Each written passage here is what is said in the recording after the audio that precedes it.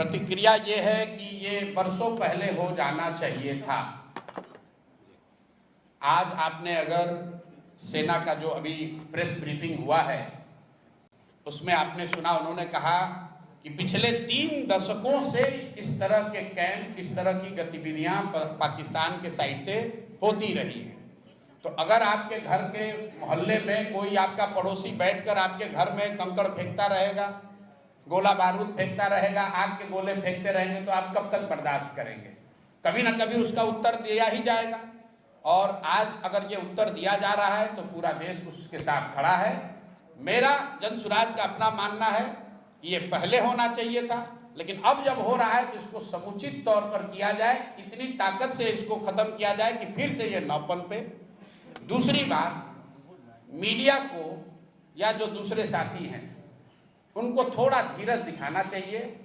लड़ने का काम, देश की सुरक्षा का काम विशेषज्ञों को, सेना के वीरों के लिए छोड़ देना चाहिए। स्टूडियो में बैठकर नया नया शगुफा छोड़ने की जरूरत नहीं है। अगर आप मैच्योर्ड कंट्री हैं, एक गंभीर व्यक्ति हैं, एक बड़े राष्ट्र के नागरिक हैं, देश से प्यार करते हैं, तो सेना को अपना काम करने दीजिए, विशेषज्ञों को इसकी व्यवस्था करने दीजिए। आप और हमसे आपसे अपेक्षा ये है कि हम लोग पूरी तरीके से अपने प्रार्थनाओं में, अपनी दुआओं में, अपनी भावनाओं में, अपने कार्यशैली में सेना के प्रति, और जो सेना के साथ जो साथी इसमें जुड़े हुए हैं, जो इस काम को कर रहे हैं, हम लोग उनके साथ खड़े रहें। इसका मजाक न बनाएं, इसको टीआरपी बढ़ाने का जरिया न बनाएं। ये गंभीर मामला है। और हम लोग अंतिम बात इसमें ये कहना चाहते हैं कि जनसुराज परिवार की ओर से हम लोग इस बात के लिए प्रार्थना करते हैं कि कोई भी भारतीय नागरिक, कोई भी जवान उस हताहत न हो, भगवान न करे किसी के साथ कोई दुर्घटना न हो।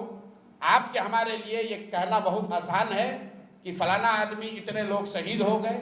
आपके लिए वो कहानी हो सकती है, किसी के लिए वो परिवार है, किसी के लिए वो जिंदगी है। तो हम लोग ये प्रार्थना करते हैं कि ये जो भी कार्रवाई चल रही है, इसमें भारत के लोगों का, जो साथी, जो यहाँ के वीर पुत्र, जो लोग लड़ रहे हैं या जिनको जो जिम्मेवारी दी गई है, जो जिम्मेवारी निभा रहे हैं, उनको, उनमें से कोई हताहत न हो, उनको कोई उनके साथ दुर्घटना ना हो। बाकी जो कुछ भी जिम्मेवारी नागरिक होने के नाते हम लोग पर होगी, जो सरकार और सदन तय करेगी, हम लोग सब उसमें साथ खड़े रहेंगे। इसी सवाल को आगे बढ़ाते हुए विपक्षी पार्टियां जो है वो दिन गिनती कर रही हैं कि 13 दिन हो गए, 14 दिन हो गए, सरकार अटैक क्यों नहीं कर रही है? क्या किसी देश पर अटैक कर देना इतना आसान है? हम उदाहरण के तौर पर इजराइल और रसिया को देख रहे हैं।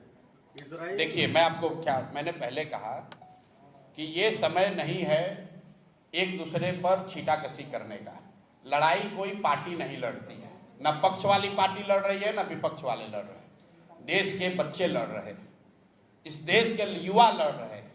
तो इस पर राजनीति नहीं कीजिए। देश के लोगों ने सदन में सरकार और विपक्ष दोनों को चुनकर भेजा है, दोनों को उनकी जिम्मेवारी दी गई है। लोकतंत्र में, संविधान में उनको साथ मिलकर जो देश की सेना कर रही है, जो विशेषज्ञ कर रहे हैं, उसके साथ हम लोग को खड़ा होना है। उनको ऑपरेशनल फ्रीडम है, जैसा कि हम लोग प्रेस से पढ़ रहे हैं, लेकिन जो राजनीतिक नेतृत्व है वो तो देश की सरकार को ही करना है। जब इंदिरा जी थी तब कांग्रेस की सरकार थी, तब भी सब लोग साथ खड़े थे। आज भाजपा की सरकार है, तब भी साथ खड़े सब होंगे।